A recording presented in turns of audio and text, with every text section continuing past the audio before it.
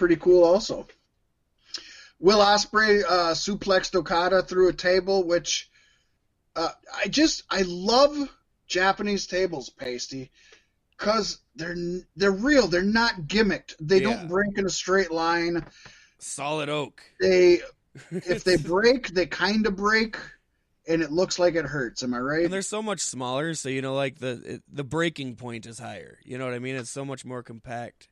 Right, yeah, and it doesn't cover as much body area on your body, so it hurts more too. But he just did a great suplex onto a table that just makes you feel like it's weird, folks. If you've never seen New Japan Pro Wrestling, just watch it, because you can watch 7 guys go through a table in WWE, AEW, Impact Wrestling, any of those. You watch one guy go through a table in New Japan, and you're like, oh. Yeah. It actually feels like it hurts. They did a great job playing into the emotion of this story. Of course, this is the grudge match. The Empire is trying to raise up. Okada is kind of holding his own. It made a fantastic match. Excellent work from both. But I will say this. Was the chick from the grudge there? Special guest ref or something? That would have been cool. I will say this, though, especially being a huge Okada. And actually, this probably is more to Will Ospreay's wrestling than anything else. I think it could have been a lot better with a crowd. Yeah. This one was really hampered by having a silent crowd. Yeah, by having a crowd that could make noise. This was really hampered by having a silent crowd. But the ending was awesome. We've seen Kazuchika Okada break out a Rainmaker, go for the pin, didn't get it. Tombstone pile driver followed by a Rainmaker, got the pin. That's a good way to win, buddy. Excellent. Yes, this is definitely what I'm going to go back and watch. Yeah, those golf claps just weren't doing it for me. No. I didn't even get to the stomps, and I was like, yeah, no. Then we had the IWGP Heavyweight Championship and Intercontinental Championship match, seeing Kota Ibushi defeat Tetsuya Naito. Who's seen this coming, Pasty? Not I. I mean, it's big things have to happen at Wrestle Kingdom, right? That is true, but I honestly didn't think it would happen at night 1. You and I both picked night 2. Night 1, retain the title. Night 2, lose the title. Uh-huh. And I guess traditional wrestling tells you that's how it should go. That is not how it went, though, Pasty. Obviously. Right.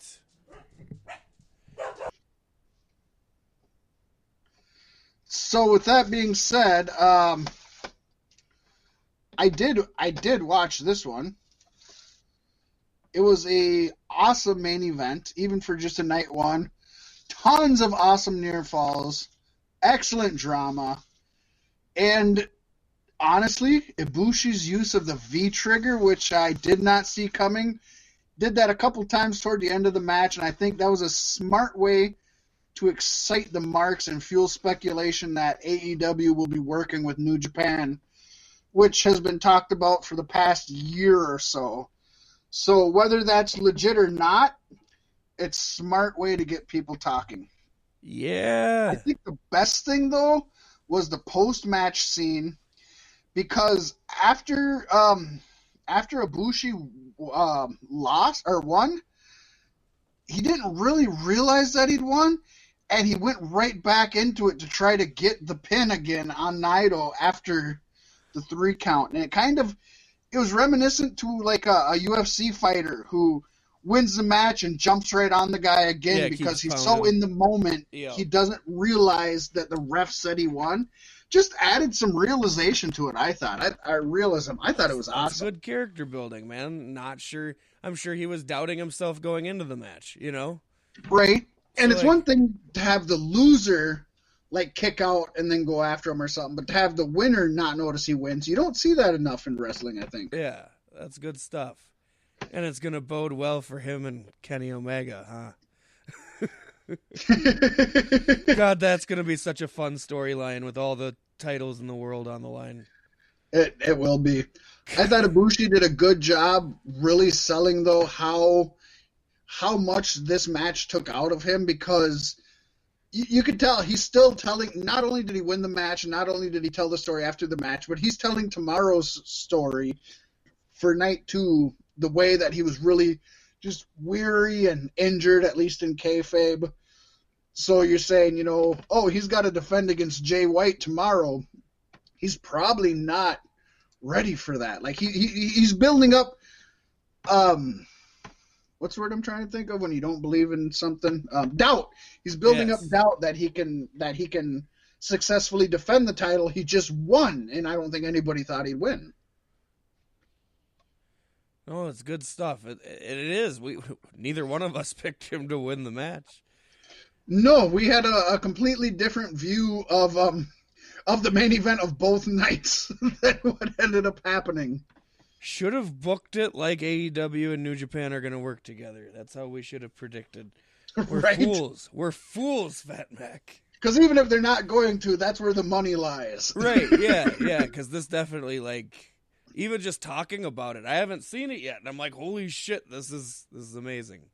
It's great.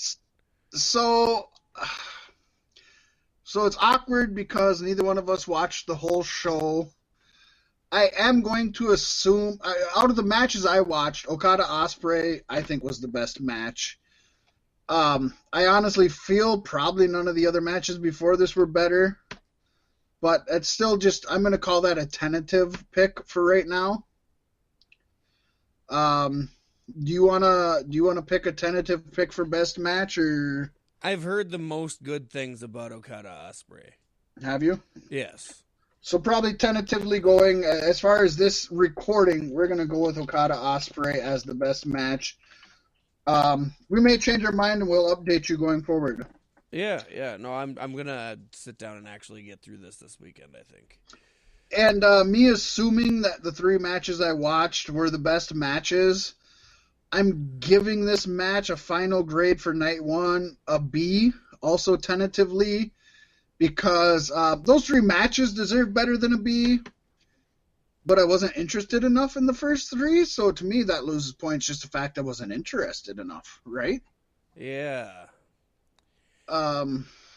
Yeah, I think that's probably going to knock down my overall score too when it boils down to it, because it put me off entirely. Like, I was okay with not watching it. That shouldn't happen with Wrestle Kingdom. Do you feel comfortable giving a final grade for night 1, or I'm not going to, but I will have it for you next week. That's a guarantee. Okay. We'll just give you an hit it up at the top of the show. Yep. So we got to move into night 2, Pasty. Yes. Night 2 was pretty interesting because we got some. I didn't watch any of the pre-show, Pasty. I'm assuming you didn't either. No, nope. But we got some Stardom action, and yeah, I'm really happy that they started out. Again, they didn't put any women on the actual Wrestle Kingdom card, but the fact that they had 2 Stardom matches as their dark matches is still pretty awesome. We had a 6-woman tag match. Queen's Quest, which is Seiya Kaminati, Azim, and Utami Hayashishita. I don't know that I said any of those correctly, and I apologize. I've been high on Hashisha. I know. I don't know that I did it right, though. But they defeated Donna Del Mondo, which is Meka, Natsupio, and Himeke.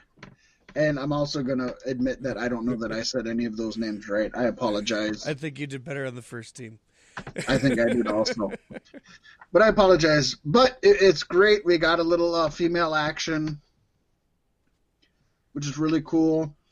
The other pre-show match, we had a tag team. We've seen Donna Del Mondo come back. This time, though, it was represented by Siri and Julia. And I do know who Julia is, by the way. And they defeated Mayu Iwatani and Tam Nakano.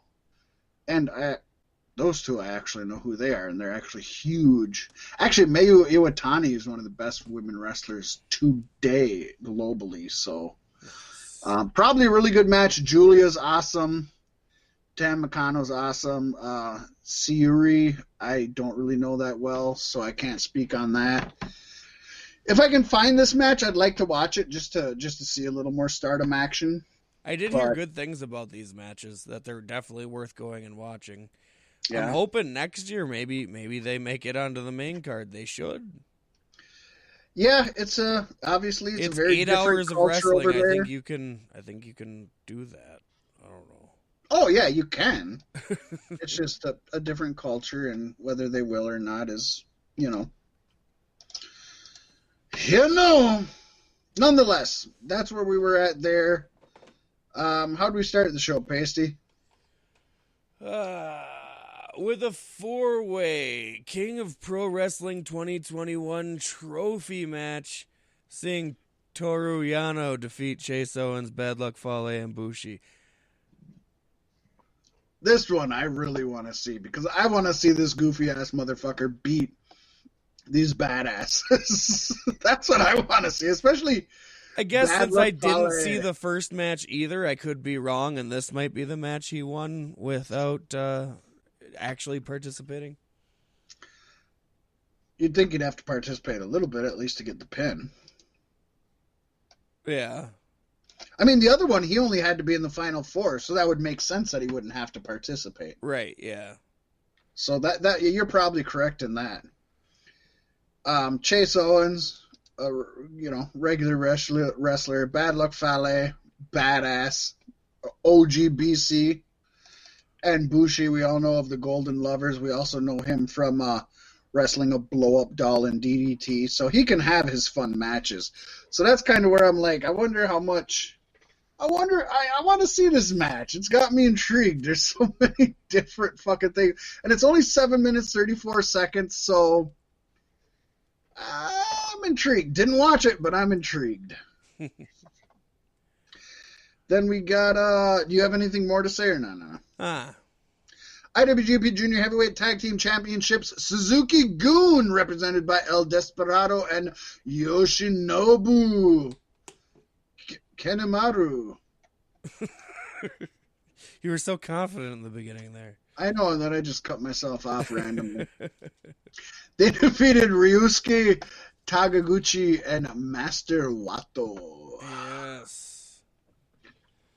I love me some Suzuki Gun. We like the Suzuki Gun. They're goons, but they're pretty Suzuki about it. If you know what I mean. Oh, I know what you mean. Then we had the Never Openweight Championship match, seeing Shingo Takagi defeating Jeff Cobb. Motherfuckers! Pause this goddamn podcast. Go to your goddamn computer or wherever you can find New Japan matches and watch this goddamn match now. Because I'll be damned if this couldn't be match of the year for Beef 6 2021 Beefies. Just gonna fucking say that right now. I love the balls on New Japan to come out at the first pay-per-view anybody has of the year and put on the best match of the year. They do it every year, these sons of bitches. And then they could just take the rest of the year off. That's what they did in 2020. They're like, oh, let's best pay-per-view of the year, best match of the year. We're good. Take the rest of the year off. Like, what exactly is that Japanese New Year's? No, this is one hell of a match. This is one of those matches I really don't have much written about. This is the first match I watched of this night 2. Should have saved it for the last because I'm just going to fucking spoiler alert, best fucking match of both nights, I think. If you're picking and choosing which matches to watch like I did, this one should easily be on your list. You might like multiple things, and that's cool. Watch what you like. Watch who you like. Definitely fucking watch this one. Your Never Open Weight is always a fucking badass slobber knocker. Oh, hell yeah. Takagi, Jeff Cobb, both amazing athletes who both actually, they're in their Brody Lee stage, I would say. I mean, they're not at the top of their game right now. but they wanted to show everybody why they should deserve to get to the top of the game.